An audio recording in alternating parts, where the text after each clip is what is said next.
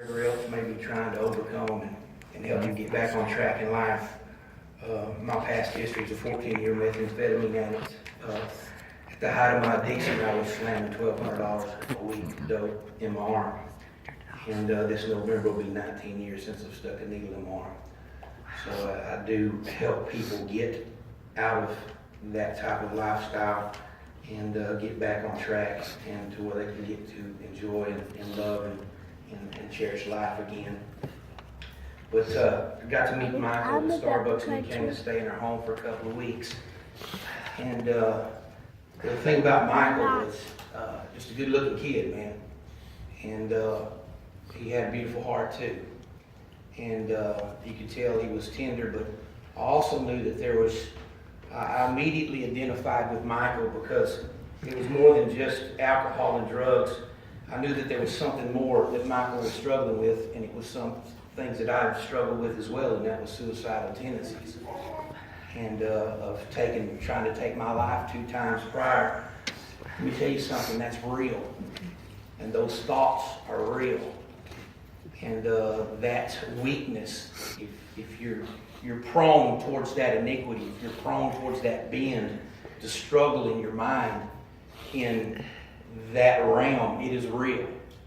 And it's a real battle. And unless you surround yourself with some people that's been through that battle, it's hard to overcome. And so I knew that Michael struggled with that dark side as well, of something always there trying to take him out. And me and Michael prayed. We spent those 2 weeks together. And I'm just privileged and I'm a better person to be able to know Michael, even if it was just 2 weeks. To have known him and to know what he stands for. Being the pastor of Mike and Jerry Hamill, Bree's mom and dad. And so just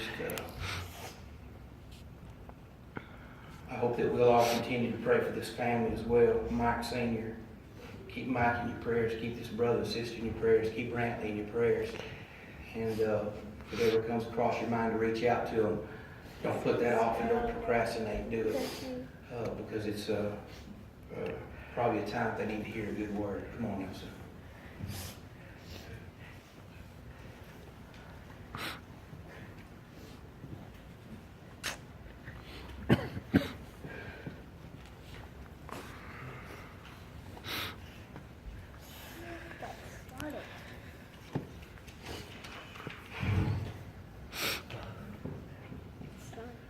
I didn't really know Michael all that well, but I knew his heart. It was so tender and loving. I first met Michael in a church service that he came to, and I saw a gentle soul that wasn't afraid to say, "I need help." We gathered around Michael that night, we prayed for him, and he accepted Jesus. I added Michael on Facebook, not knowing what kind of friendship, if any friendship at all, would come from it. I didn't reach out to Michael for the first 6 months or so, but I saw him hurting again. So I reached out to Michael and asked if he'd grab a cup of coffee with me. He accepted. I picked him up, we grabbed some coffee, and we just talked about life for several hours. That's when I noticed how kind-hearted he actually was. He wanted the best for others, and I saw the love of God in him. Over the next few months, we would text message each other and message each other on Facebook. There was a few times when his mother was in the hospital that I would pick him up and we would just drive around for hours just talking about life. He was so courteous. He wasn't afraid to use words like please and thank you. He wasn't afraid to say, "I love you, bro." He even called me sir. I would never ask or expect to be called sir, but it didn't go unnoticed. When I got the news about Michael's passing, I was in shock. I'm sure everyone in this room felt the same way. I immediately wondered, had I done enough? Surely there was more I could do. I'm sure many in this room felt or may even feel the same way now.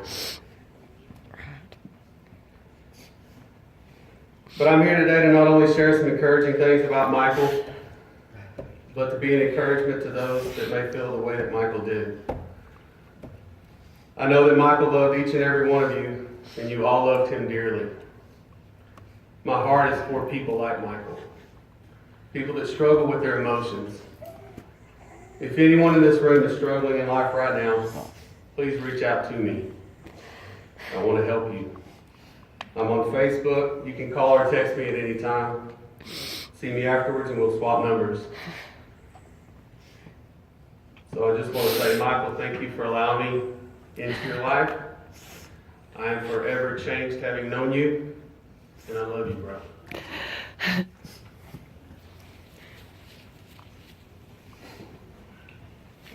Anyone else would like to share?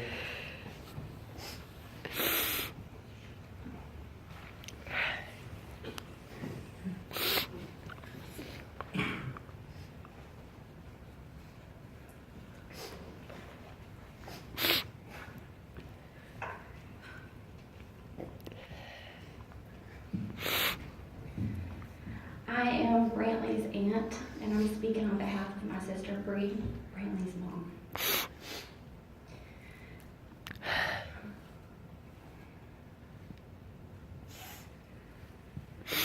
When I think about you, I will smile. I will smile because you are such a beautiful soul. You have the biggest heart and you love with all of it. There are so many reasons I fell in love with you. You were so easy to love and it was natural.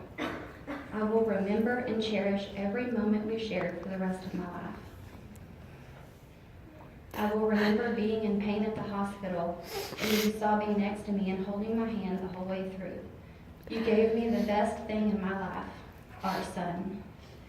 I remember when I was pregnant, he would play metal on his phone and set it on my belly. Everyone knows how much Michael loved his boy. I will never forget the time I walked in my room and both Bea and Michael were jumping on the bed. Every time Daddy was around, Bea wanted nothing to do with me.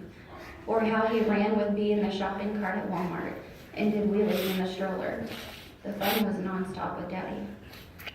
I remember you giving me your mom's ring and not asking, but telling me that we were engaged. I remember your face when you got butterflies and tried to hide it. He was never romantic, but he tried. I will always remember that smile, your laugh, and the way your eyes lit up when you saw I had ordered pizza. Arguing over the Texans and the Cowboys, and the way you sang every song in the car. I think we all know his favorite Usher song. I remember you would dress Bea in the most ridiculous outfits just to see my reaction. And then you would laugh about it and say he was a boy, so he didn't need to match. I remember walking in the bathroom when you were giving Bea a bath and being soaked by water guns. And let's not forget the Nerf gun wars. Countless times you made me laugh until my stomach hurt and I was crying. You were truly my best friend. You had such a magnetic personality. More than anything, I will remember how you were a good dad to our baby boy. I know in my heart how much you love Bea and I. We will keep you in our hearts forever. I promise I will take good care of him, and I know you will always be watching over him. You are the stars to us. You are our angel. We will smile when we think about you. We love you so much. Rest easy, Daddy. This isn't the end. We know we will see you again.